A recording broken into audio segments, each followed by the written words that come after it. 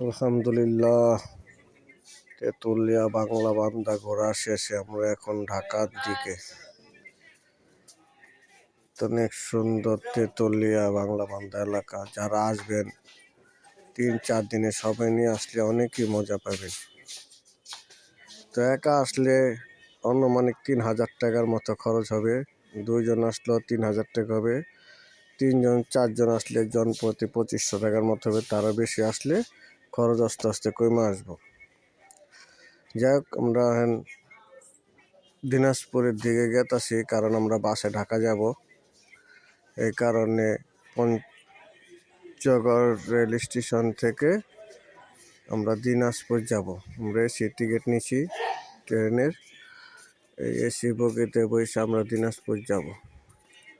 দিনাজপুর থেকে ইনশাল্লাহ বাসে ঢাকা আসবো। হ্যাঁ, এই দিনাজপুর স্টেশন আমরা নেমে গেছি। এখান থেকে আমরা বাস স্ট্যান্ড যাব। এই হচ্ছে দিনাজপুর স্টেশন। মোটামুটি অনেক জমজমাট স্টেশন এটা। অনেক মানুষ যাওয়া আসা করে। দেখেন, অনেক মানুষ। এই স্টেশনের বাহিরে আমরা এখান থেকে অটো নিয়ে আমরা বাস স্ট্যান্ডের দিকে যাব। তো কেউ সিগারেট খায়েন না, সিগারেট খাওয়া ভালো না। সিগারেট খেলে জানের ক্ষতি, মালের ক্ষতি। সিগারেট না খেলে জান মাল দুইটাই আল্লাহর রহমতে হেফাজত থাকবো। এই দিনাজপুর, এটা হলো অনেক বড় বাজার, পুরান বাজার বলে শহর। ঠিক আছে, অনেক সুন্দর এলাকা। রাস্তাঘাট বি ভালো, বড় বড় চৌড়া চৌড়া রাস্তা। ঠিক আছে, আমরা এটারে বলে পুরান বাজার। এখানে যত আইটেম আছে সব আইটেমই এখানে পাওয়া যায়।